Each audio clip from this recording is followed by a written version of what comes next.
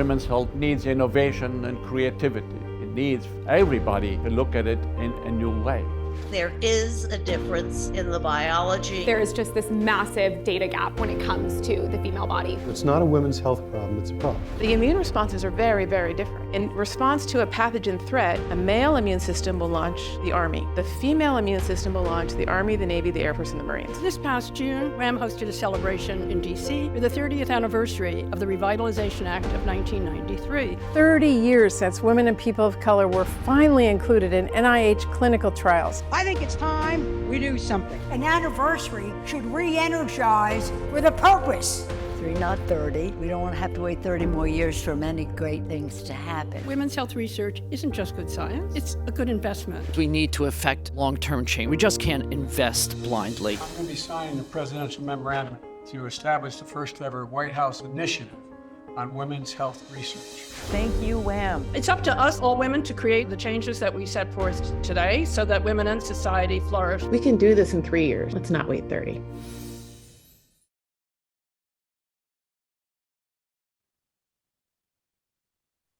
Good afternoon, and thank you so much for joining us. My name is Carolee Lee, and I'm the founder and CEO of WHAM, Women's Health Access Matters, a nonprofit focused on the economic impact of accelerating funding for research and business investment in the health of women. Welcome to our second dialogue in our 3Not30 roundtable series that we're hosting this year to launch and share our objectives and strategy for achieving our 3Not30 goals. These dialogues will include expertise, knowledge, and passion, with a focus on changing the status quo of women's health. Let me offer a little background on 3Not30. This past June, WHAM convened leaders from across the ecosystem in recognition of the 30th anniversary of the NIH Revitalization Act of 1993, commemorating the landmark legislation that initiated the inclusion of women and minorities in clinical trials and research, but also emphasizing the ongoing imperative for progress in women's health. These preeminent thought leaders committed to driving significant, impactful, and sustainable change in the next 3 years, not waiting another 30, creating the imperative of us all focusing on change in 3Not30. Developed by these leaders during our June forum, the 3Not30 initiative focuses on 3 ambitious goals: double the budget, improve diversity and access to clinical trials, and mine the data. The goals outline actionable steps to accelerate women's health research, innovation, and investment. First, double the NIH budget, that segment that reflects the 4 disease areas we studied in the WHAM report, focusing on diseases in which research is underfunded. This represents $350 million, which when doubled, brings a return of $14 billion to our economy. You can read all the details on the whamreport.org. And double the amount of investment from VCs and other sources of funding for women, from 2% to 4%, channeling more resources into businesses focused on the health of women and unlocking substantial and untapped growth opportunities in diagnostics, treatments, and prevention for women's health. Secondly, provide diversity and access to clinical trials. We need to increase the diversity and equity in clinical trials by increasing the number of Black, Latina, and underrepresented women participating in clinical trials. WHAM will support access to clinical trials and break down barriers, thereby enabling the enrollment of women, and we support our partners who are working to change this current dynamic. The third goal is to mine the data and create a WHAM accountability index to identify through all means those who meet and those who don't meet the criteria set by NIH to report analyses by sex. Today, we'll focus on women's heart health, a critical topic for the health of all women, and hear the ambitious, actionable goals for the next 3 years from our experts. Our thought leaders will delve into the current landscape of the #1 killer of women, sharing in a critical dialogue on their 3Not30 goals and how we can support each other and amplify our work and their work. Joining me are 4 exceptional leaders: Dr. Jennifer Hall, Chief of Data Science at the American Heart Association, Dr. Jane Morgan, cardiologist, on-air medical expert, and Executive Director of Health and Community Education at Piedmont, Dr. Stacy Rosen, Senior Vice President of Women's Health at Katz Institute for Women's Health and a renowned cardiologist, and Dr. Edwige Thomas, VP of Clinical Solutions at Northwell Holdings. With that said, I'd now like to turn to Dr. Stacy Rosen, who will offer a physician's and a cardiologist's perspective on women's cardiovascular health. With over 30 years as a practicing cardiologist, Dr. Rosen is a foremost expert in women's cardiovascular health, helping save lives, educating women on the differences in presentation, diagnosis, and treatment in women's cardiovascular disease, the #1 killer of women. We're honored to share this dialogue with Dr. Rosen, a great partner of WHAM's and the Katz Institute for Women's Health, who are working to eliminate healthcare disparities and bridge the gap between wellness and personalized care for women. Stacy, welcome, and of course, always great to see you. I'm so thrilled to be in your orbit, as you know. I wonder if you can share a view of where we are today in cardiology from your lens in diagnosing, treating, and outcomes for women. And in your opinion, where do we need to be? No, thank you, Carolee, and thank you so much for WHAM and each of you who are here today, because being a women's health warrior has been a passion of so many of ours for so long, and the importance of us getting together as partners is the secret sauce to change. I am practicing 30 years, and I think there's a lot of good news. So I started my career thinking or being taught that heart disease was not a woman's condition. Imagine that. In fact, the year that I graduated from medical school was the first year that the mortality rates crossed. 1985 was the first year that more women were dying from a disease that we trainees were taught is a man's disease. So imagine that we studied only men, we studied male cells, we studied male laboratory animals, and we just assumed that everything about a man's heart was the same as a woman. Blood vessels, heart muscles, electrical activity, cells within the heart. And what's interesting for me as a cardiologist over all these years is that the disparities in women's health in general is so well understood with the cardiac story. So as we watch women's death rates go up and men's death rates dropping, advantages like CPR, new technologies, even something as simple as aspirin to prevent heart disease or stroke, women did worse and men did better. Then all of a sudden we realize that our original conceptions were incorrect. We needed to study women differently. We needed also to educate physicians. Professional education is a huge part of moving this forward, and also empower women to really not accept the status quo. And I would say empower men and women to not accept the status quo. As one of the speakers at our recent Manhattan event said, this isn't women's health, this is health. So I think the cardiac story is such a critical one. Heart disease and stroke are the numbers 1 and 3 or 4 killers of women. The problem's not going away. Our latest statistics from the American Heart Association show that we continue to go a little bit in the wrong direction.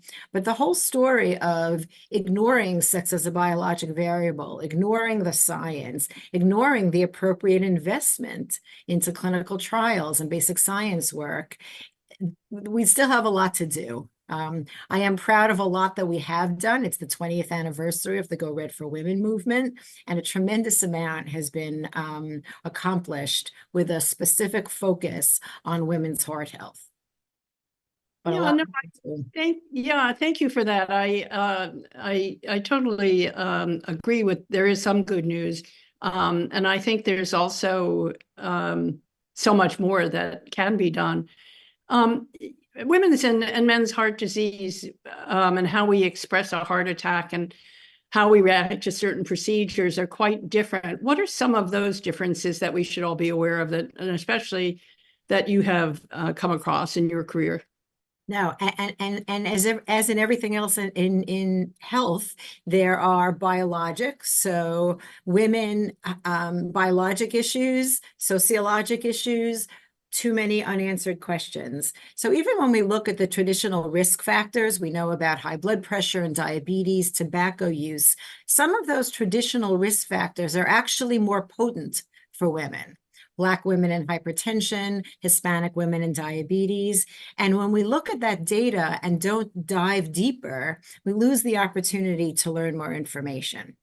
We also know that there are certain sex-specific risk factors that have come to our understanding better and better, whether it's issues related to pregnancy. We used to think that high blood pressure in pregnancy or gestational diabetes was a one and done sort of condition. But the truth is, we know that adverse outcomes in pregnancy mark a young woman at higher risk for the rest of her life.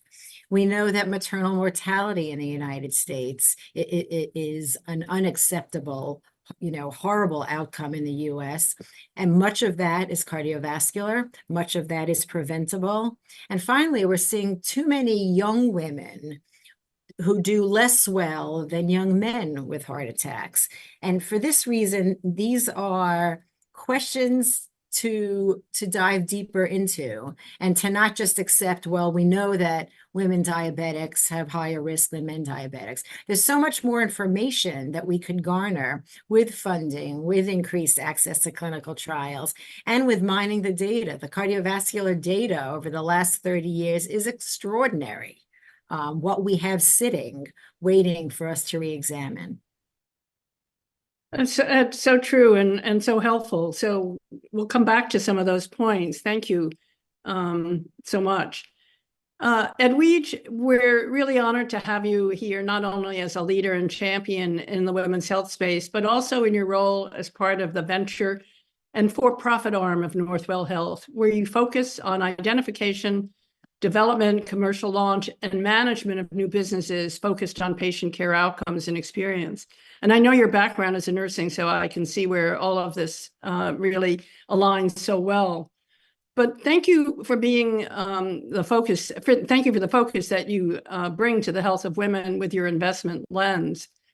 The WHAM report brought attention to the disparities that exist in women's health in proportion to our impact on society, and continues to make the dialogue that to impact the dialogue that's taking place. But I'd love to know what impact it's had on your work, recognizing that women are 52% of the population, 51% of the workforce, own 60% of the wealth, make 85% of the spending decisions and 80% of the healthcare decisions. I'm curious as to how that has impacted how you think about your investment strategies. Thank you so much, Carolee, and thank you to WHAM. And I'm so honored to be here with my esteemed colleagues. It's actually a very good question, Carolee. And I want to start by saying that I'm incredibly encouraged on the opportunities for research to double, and also for my investment colleagues to invest much more into in women's health. With President Biden, establishing this women's health research initiative led by First Lady Joe Biden is only going to galvanize everyone, the federal government, the private, the philanthropic sector. I'm just looking forward to how much innovation will be spurred by that. I'm looking at the opportunity for all of my investment VC partners to really think transformatively about how do we close the gap in these investments? How do we improve women's health? How do we encourage partnerships with public and private? All really focus on addressing the gaps in women's care. So through the lens of investment, I'm really optimistic that my colleagues, my VC colleagues, are recognizing that the US government is actually turning their attention into women's health. So I think that by virtue of that, it's going to galvanize all of us to really focus on women's health. I mean, we've seen a lot of investments already. A lot of the investments have been largely focused on reproductive health. We've had a few companies that have done extremely well, that's hit the $1 billion mark. But the hope is that other investments will largely focus on the chronic disease, such as heart disease, which is the numbers continue to be abysmal. And our work here at Northwell, we're turning our attention to looking at all the opportunities for investment. We also recognize that although most of the focus is on reproductive health, but we also recognize that the population, the working population, are between the ages of, I'd say between the ages of 20 and 55. And unfortunately, a lot of the conditions that are taking women out of the workforce seem to be largely in the reproductive space, such as your, menopause and endometriosis and the premenstrual syndrome that a lot of women have. But we are recognizing that there's a great need to look at heart disease, to look at rheumatoid arthritis. So we're constantly looking at those opportunities to see how we could partner and invest in those companies to really address some of those unmet needs. Yeah, no, I totally agree. And we at WHAM are delighted to be partnering with the Gender Policy Council and this new initiative, and excited by the possibilities, of course, and the attention that it has brought to women's health and will continue to bring. I think we're just at the beginning. So it is a very exciting time for us all. Tell me what you're most excited about in the innovations that are being presented to you, and the companies that are coming through your door that you think are the most dynamic. So the innovations that we're really excited about is really, I think, about really expanding access. I mean, the virtual care opportunities have really expanded access in a way that, the traditional brick and mortar care is just not getting at those issues. There are several companies that we're involved in and also have been keeping an eye on. And we're looking at the ability for those virtual care opportunities where we're actually spending time getting to know patients on such a personal level, using a team-based approach where you have a clinician who's certified and then working with a health coach. And there's an entire team of folks in exposing them to various content, exposing them to opportunities where they get to answer questions, smart questions that really helps guide their care in a way that I think that is just exciting, and also the ability to really get folks the kind of care that they need. Because again, when we think about the way that medical care is structured today and the reimbursement system, you're looking at folks seeing their physician, probably having 15 minutes within that time frame. There's really not a lot of time to get to know and really get to hear a patient's story. And I personally think that that's part of the reason why we're, in many instances, are missing some of the complaints that we're hearing from our female patients regarding heart disease. I have a personal example. My mother was one of those, 56 years old, told her doctors that she's having some kind of a flutter, and 2 weeks later she dies of a massive heart attack. When I think about what virtual care will provide for us today, is having that special time when you're working with someone who potentially may have had lived experience as you, or a health coach that's trained to understand the various symptoms associated with what you're complaining about, and then the expert working together, that team-based approach, to really deliver that expert care and really get patients to the highest level of function possible. But again, we still need the research to be focused on the bench science and getting the right medications, understanding women, and making sure that that we understand how to treat women as it relates to the treatment modalities and all the adverse effect profiles, so that we're managing them better. Yeah, well, thank you. And that's a perfect segue, because telemedicine, telehealth obviously was one of the, if you want to call it a benefit of COVID, or certainly sprung up in a major way.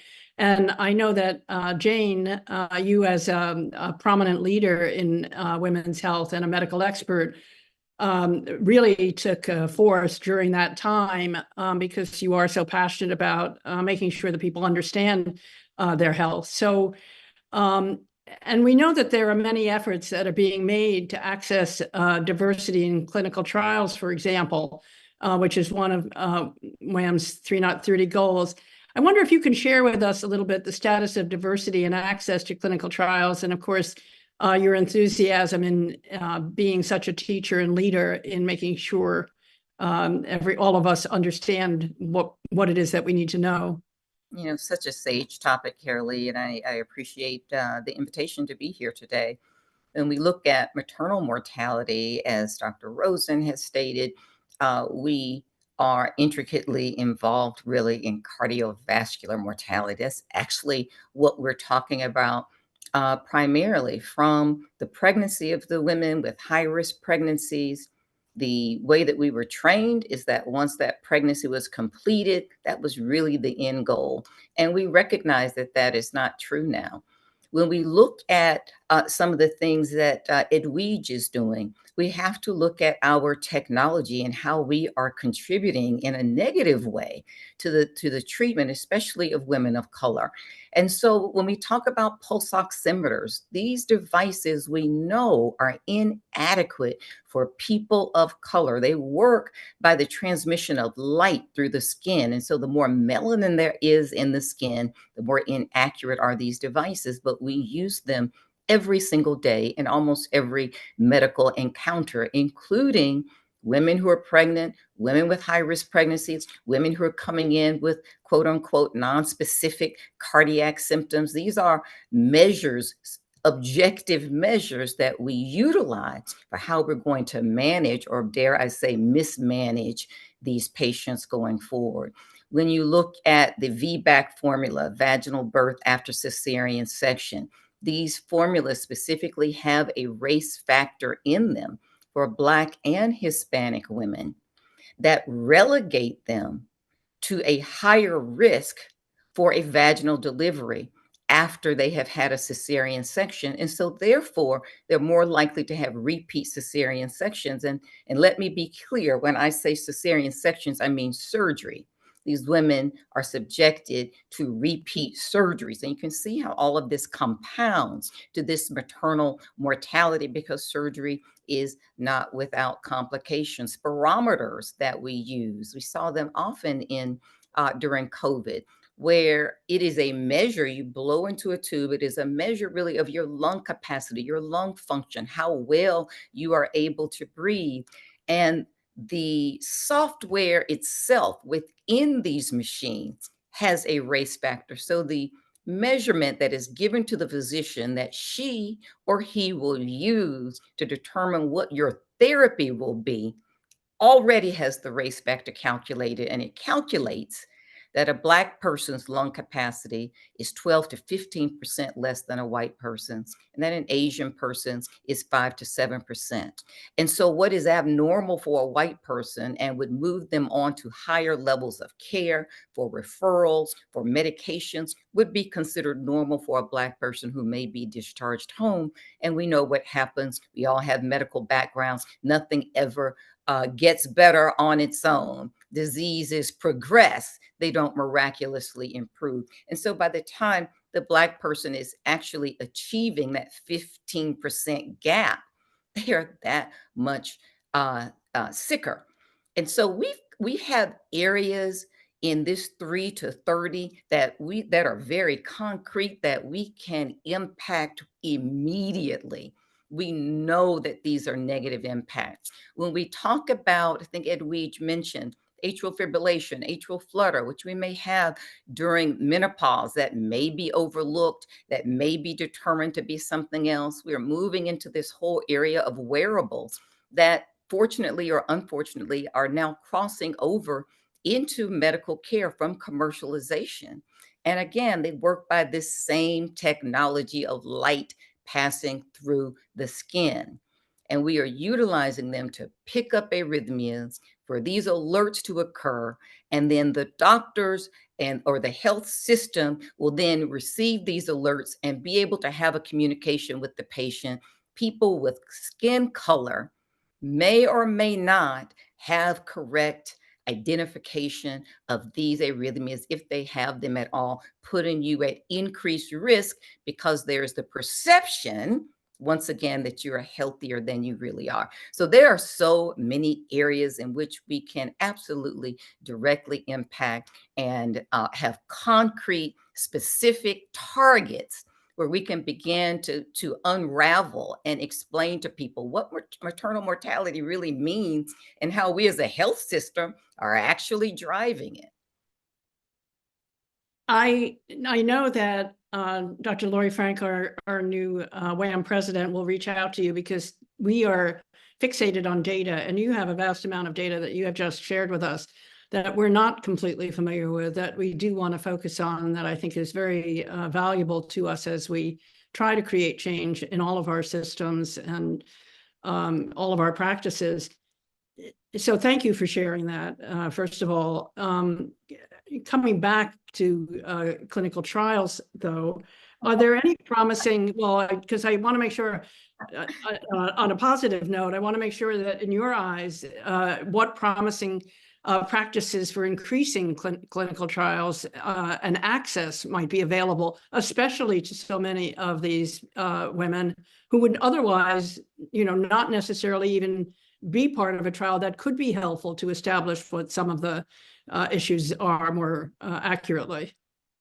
Absolutely, Carolee, and thank you for bringing me back to the point. I should have closed the loop. And so I said all of that to say that we need clinical trials, and it's one of the reasons we need representation in clinical trials, such that data that is delivered to the FDA is relevant to all populations, and we have confidence that it's relevant to all populations. One of the reasons that we have pulse oximeters now ubiquitously throughout the world is because pulse oximeters were developed in 1974 in a non-diverse population and were approved. And it is so hard to put the horse back in the barn.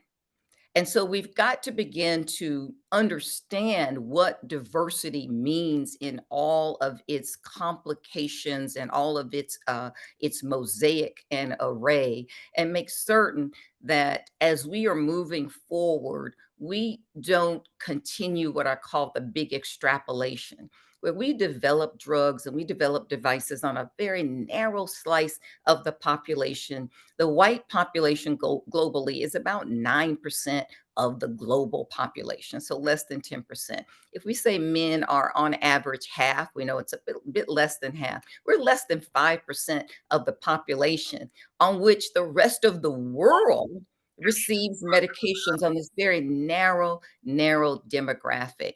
That is what we call the big extrapolation. Here's what's good for this demographic, and we're going to apply it to the rest of you. If it's for women, maybe we'll cut the dose down a little bit. If it's for this population or that population, let's see what the side effects may or may not be once we're out in real world situation, as opposed to having adverse events or what are commonly known as side effects within the confines of a very controlled and closely monitored population. And so when people say to me, why would I enroll in a clinical trial? What if I have an adverse event? Well, here's the question. What if you don't enroll and you have that adverse event while you're out at Disney or on the soccer field? We need to have those adverse events when we are in a contained environment where you have 24-hour access to your research coordinator, where people are invested in making certain that you have absolute excellent medical care. And for marginalized communities who may or may not have insurance, this is how you get coverage for your underinsured and your uninsured patients. That's one of the dirty little secrets of the clinical trials that are not actually covered.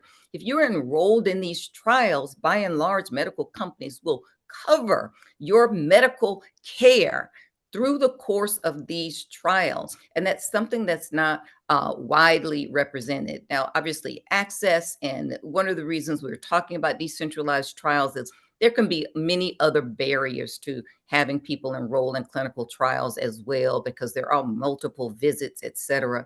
But all of this is sort of this tangled web. It's all interconnected. Maternal mortality, heart disease, menopause, clinical trials, extrapolation, it's all part of the same story. And all of us are together today, and I'm so happy because we bring different perspectives, but we're talking about the same story. And we've got to begin to move this dialogue forward. Clinical trials are the key. It's one of the reasons we are where we are. And clinical trials are absolutely the key to starting to unravel that and retrain physicians, retrain medical students, retrain residents and fellows to make certain that they understand that. Well, thanks, Jamie, because I mean, obviously you're singing the WHAM song, which we really appreciate, and rewriting the story, which is what we've been trying to do. So we're delighted to have you with us and on our train. And that's a perfect segue, all of your comments, to Jen, who is a distinguished leader in heart health and the chief of data science at the American Heart Association. And so, to your point, we know that collecting, analyzing, and utilizing data to our advantage to accelerate women's health is key to driving change. So, Jen, it'd be wonderful if you could share with us how you're driving decisions at the American Heart Association to use data to continue to advance women's heart health, both the data we already have and future data collection. Thank you. I certainly would love to do that. And so I also want to recognize several of the AHA volunteers who've helped with a lot of the projects that we're talking about. Many of them are here on the forum today, Stacy, and many have joined, Jennifer Mears and Sharon Hayes. But you know, the AHA doesn't do anything without our volunteers, and many of these women and men, but a lot of women are dedicated to this cause. And the AHA, under Research Goes Red, which has made so many advancements for women over the years, has launched a registry for women, and it's called Research Goes Red. And what does that even mean? Basically, that means as a woman, you can sign up and you consent to share your data. And again, we are taking the privacy and security of that data very seriously. And we share it with researchers to gain new insights into women's cardiovascular disease. And we only share the de-identified data. So none of your identifiable factors are in there when we share that with researchers. And now's the time. So you can click on, women can answer surveys about what's most important to them, where do they have questions, and then the AHA directs research studies towards those areas that are really important to women. And so one of those examples was a menopause and weight study done by Dr. Brooke Agarwal.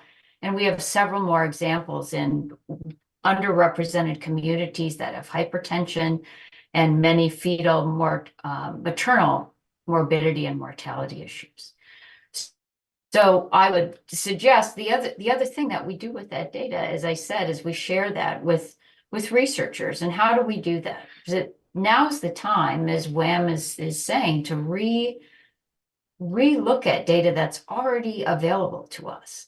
And why is that easy to do now? Because we have such powerful cloud compute to deal with all of this large data. And we have artificial intelligence, AI, and machine learning.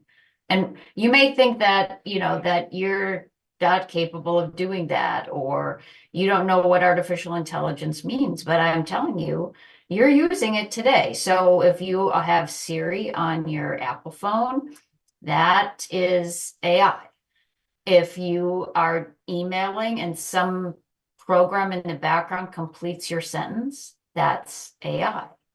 If you are up in the middle of the night and on Instagram or Facebook, that's AI feeding what is most important to you.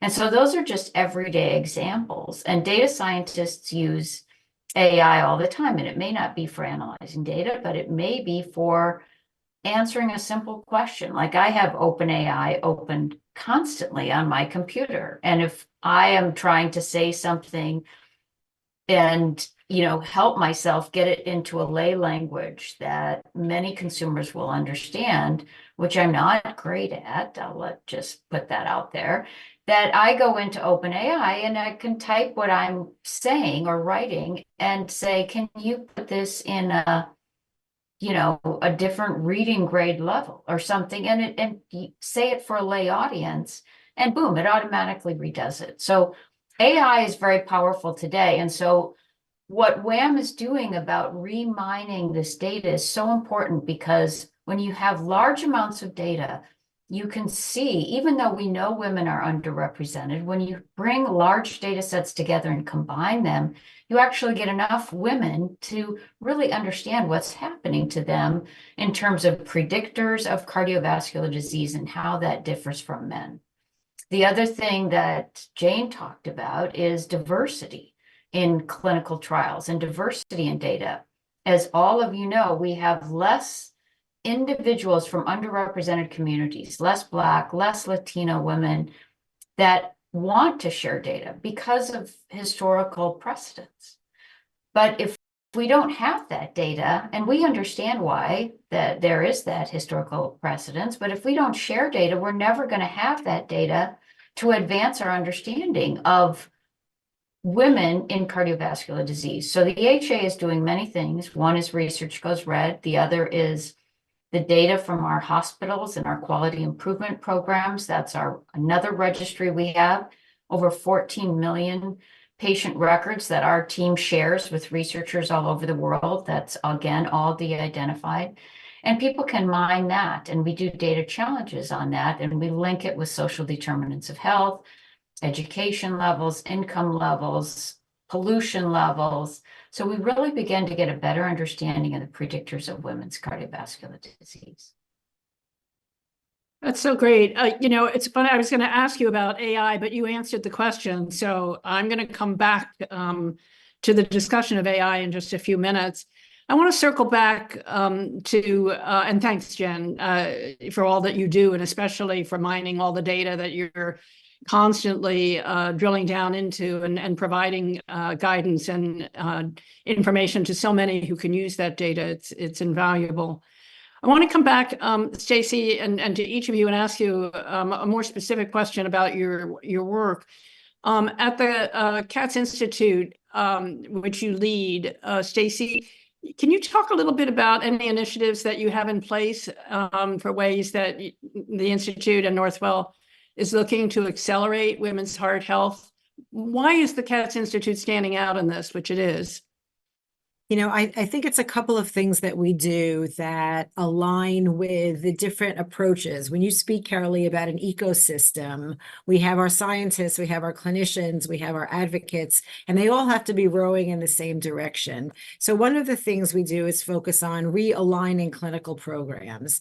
Nobody who comes to me with discomfort between here and there cares that I am an internist cardiologist, but putting together a group of clinicians of different specialties in different regions in our catchment area is really important, particularly when it comes to, and what I didn't get to before is some of the less common ways that women present with heart disease. So that adds on to the fact that we didn't think women got the condition, we didn't study them well. So part of it is a realignment of clinical programs. Second priority is professional education. It is very hard in any of our fields to keep up. So rather than simply the traditional grand rounds, cardiology, surgery, cancer, we have women's health grand rounds across the multiple disciplines so that each of us can learn from each other. So it's about 750 or more clinicians and scientists who are part of our institute, and the ability to learn in each other's disciplines has been very important. Research is important, not simply in the area of cardiovascular medicine, but also in dissemination and implementation science. And we do quite a bit of that in the Institute of Healthcare Sciences Research at the Feinstein Institute at Northwell. Why does it take on average 17 years for a new discovery to show a clinical impact? None of us have 17 years to wait that long. So often we know what to do, but there are better ways to do it. So even that sort of science is important to us. And then lastly, we focus on empowering our communities. Know that every community is different, and that an educated and empowered woman leads to better care for herself and better care for her family and communities. And that means respecting the social constructs in different communities, the other issues that makes each community. And we are in New York, a particularly diverse, community. So I would say those are the things that we're doing that together need to come, and different parts of our ecosystem to really move the needle on women's health outcomes. Well, kudos for all that you do, and thank you for all that you and Northwell does in the greater New York area, because it is amazing the impact that you have had, especially in women's heart health. Jane, you're in a similar situation to Stacy at Piedmont, and you're outspoken, out there, trying to educate. What is it that you have done? And I know during COVID, there were several things that you did. Talk to us a little bit about how you're influencing your community. So one of the ways is just these types of things. We have podcasts, we have webinars, we have speaking engagements. I do a lot of media interviews on a number of different topics, and we begin to slowly socialize this information. And people understand it. Once you present it to people, they get it. And so it's a matter really of addressing an unmet need, but first allowing people to understand what it is that you're trying to focus your energies and why it is so. And it's not really a hard sell. People understand it. And so I think the next step is action. What's actionable? And that's something that we're doing here at WHAM. How are we actually now going to move the needle? Because we have people who understand it, who are speaking on it, who can explain it, who can engage with the public, who can engage with physicians and the medical establishment. And we now have to begin to incorporate this into how we are teaching and training our future healthcare leaders, our future physicians, our future nurses, because it starts there. And if you exit our teaching establishment without the information, it's something that you will have to learn later. And obviously, science is a lifelong learning process, but some of it that we're talking about now is going to require unlearning and then relearning. And that's always a challenge because there is always the establishment that will provide some resistance because of the culture in which medicine is practiced. But I think we're up to it. We are up to it. When I say we, I mean WHAM as a group, as people. It's sort of like the Verizon commercial behind us. You see all these people standing behind us. We are gathering an army. And we will move this forward because women's health is not just about the reproductive areas. Women's health is about our entire lives, our entire bodies, our mental health, every single aspect of clinical trials. We need to turn this back and not only redo it, but make certain that we have representation and representation as leaders in this to make certain that we have a power seat at the table and that that information is being disseminated from the bottom all the way up to the top. Well, thank you for being our cheerleader. We really, we're on board with you and appreciate the enthusiasm and the energy that you bring to this. Edwige, in your opinion, how can WHAM and others play a role with the VC community, which we're very focused on, not only to double the small amount of, I think it's now 1.7% of VC money last year was allocated to companies focused on women's health, which is insane to me when I look at the 52%, 51%, et cetera. We're highly focused on this and intend to significantly work to change this and double that number of VC funding for women. But how does innovation play a role for you in terms of like this focus today is on women's heart health? Obviously, you see many companies in your portfolio or that would like to be in your portfolio that highlight what increased funding and innovations can do to advance the health of women. How are you trying to encourage and or keep up with, and which is it, the companies, the fledgling companies that are coming to you looking for funding and advice?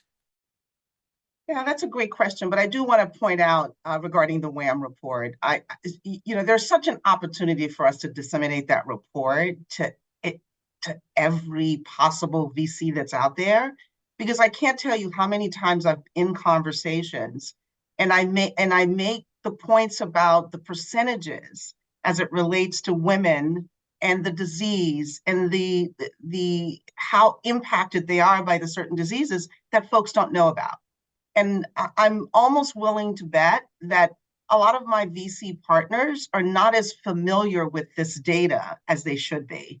And I'm also going to bet that, the more that we realize that the level of impact some of these diseases have on a population, a working population, if you will, I do think that it will turn the attention of my VC partners to really start to think about investing in companies that are largely focused on the diseases that we're talking about that are disproportionately affects women. I just read a report, McKinsey just did a report, Closing the Women's Health Gap, $1 trillion opportunity. I mean, that's, I think it has a lot to do with, the work that you've done at WHAM, right? Highlighting that there's such an incredible need. So when you see the numbers that they're reporting in terms of how, the women within their working years are the ones that are mostly impacted by some of these diseases, and how investing in women is not only impacting the individual, it impacts society. So I can't tell you how excited I am about the opportunity for us to really, really get this data out there and get this in front of my VC partners and anybody who's in the space of looking at investments to really tell the story, because I don't know that the story is disseminated enough to the right group. Well, thank you. And we agree with you. And we're delighted, by the way, that McKinsey did do a study piggybacking on WHAM's original data. We think the more studies there are out there, the more this is going to be discussed and pointed towards. So we're thrilled. You might also like to know that there are two things that WHAM is doing in the coming months. One is, the WHAM Collaborative, which has brought together and I think all of you are a part of the collaborative, the 50 leading researchers or those involved in research affecting the health of women. And that's online at the WHAM Collaborative on our website. We are creating the WHAM investment community, and that is to bring together those who are focused on creating and accelerating investment in companies focused on women's health. Also, we're working on a new report because WHAM considers ourselves to be strategic marketing and communications experts, because at the end of the day, what you're all pointing to are communications issues. If we're not communicating this data or this information where we can emotionally engage the person who's listening, we're not going to make an impression, and therefore we're not going to make a change. Therefore, we're very focused on accumulating data from all of you and the investment community that we know can be used, just like you suggested the research data was being used, but even in a more profound way to raise more money. So stay tuned on that one. Then thank you for obviously all of your support for each of you, and especially the comments you just offered, Edwige. So Jen, I know that there are challenges that I can see with our third goal, which is to mine the data. But we are so excited by the thoughts of how we might do some of this and conduct, a secondary analysis of collected trials, for example. And I guess the question is, how can we hold people accountable for establishing sex as a biological variable in their outcomes and reporting? And how do we evaluate on an ongoing research agenda periodically? And I know these are very broad questions, but the idea is, how do we mine, in your mind, how are we going to be most effective in mining this data in a way that we're creating an accountability index that shows to who's the good guy, who's the bad guy, so to speak, but not in a negative, not in a malicious way, but we're trying to hold up best practices or setting criteria by which we all feel change will take place. Exactly what's on our mind. So thanks for the question. AHA has certainly is focused on, first of all, the data sets themselves. Is there bias in these data sets? How do we make sure that the data is transparent to all and that we're not creating more problems by reanalyzing the data? And so we have a lot of areas in which we're looking at this. We have volunteers that help us with this. We are funded, I also should mention, by the Doris Duke Foundation to specifically look at bias in clinical algorithms. And so the AHA recently published a a new algorithm called the Prevent algorithm, which calls out sex-specific algorithms and removes race. So one of the ways that we're doing this, obviously, is through more research. We're also holding data challenges in which we're specifically asking individuals to focus on women. And from those, we bring a panel of experts together to review that work and then use that to highlight the work that they're doing and make sure that, individuals are using it correctly. One of the other areas that AHA works in this area is to hold boot camps to help individuals understand what is bias in this data. How do I not go down that pathway, but instead use new models and statistical methods, as well as having ethicists and others help evaluate that data. So AHA is working in all of those areas. I'm sure, and I'm sure it's an exciting part of what you're doing as well. Stacy, I think since one of our goals is the accountability index, based on your experience, are there any strategies for making sex and gender and race and ethnicity a standing part of how researchers have to work, should work, are working?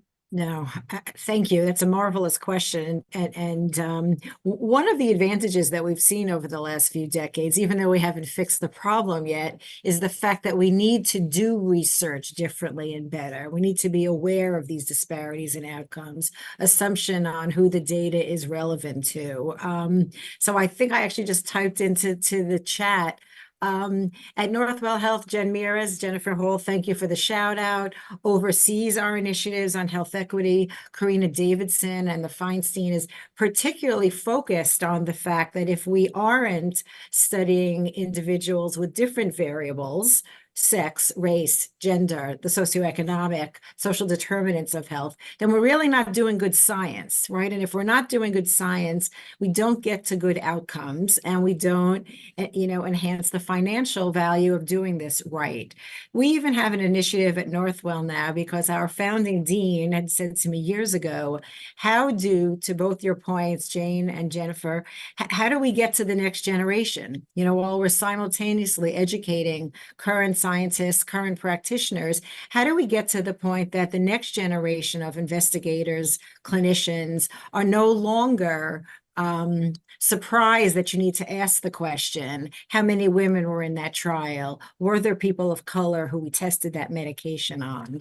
So I think simultaneously expanding, multidisciplinary, not just teaching about the conditions, the diagnosis, the treatment, but discussing in a more nuanced way how we teach, how we do the science, and how we disseminate the information to our community is really, the work that we're doing at the School of Medicine and our interdisciplinary work is really exciting to me because that sets the stage for at least mitigation of some of the disparities in outcome that we've seen from these challenges.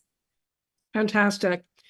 Let me skip to 3Not30 and get from each of you just a quick synopsis of what would 3Not30 look like for the work that you do in it rapidly accelerating what you do successfully.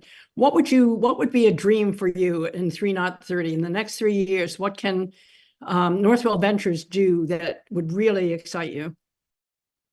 Well, one thing I'd love to do is to be able to galvanize my VC partners to really think about women's health. And there's the three areas that really would be of interest to me is to make sure that we focus on the growth in the non-reproductive areas for women, because there's such clearly a realization of unmet health needs.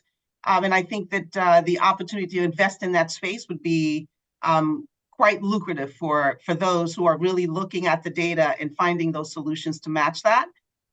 Also, I think it's important for us to really start to think about in the VC community a rise of dedicated women's health funds. I mean, we really need to focus on that group because, the problem is so big and it cannot be ignored.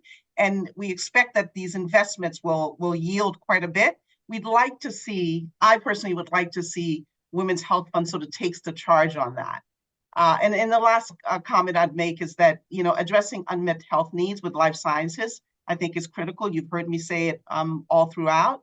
really focusing on getting at the science, science-based solutions, getting to the scarcity of clinical research so that we could improve the outcome data, and then taking that and developing solutions that we can really get at solving for some of these thorny problems that's affected women for so many years.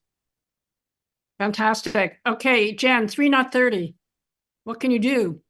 I'm going to go back to the data. And I think a lot of it is, we have the data and the answers are in there. We just need additional funding to get it. And isn't that a shame that, that we have the data to answer a lot of these questions that we need, but we need more funding to make that happen. Fantastic. We're going to make sure you get that funding. Jane. I view the FDA as the linchpin for a lot of this. And we saw the FDA publish some guidance last year with regard to the enrollment of diverse populations, including gender. But we really, as an organization, can begin to put pressure on the FDA to provide requirements.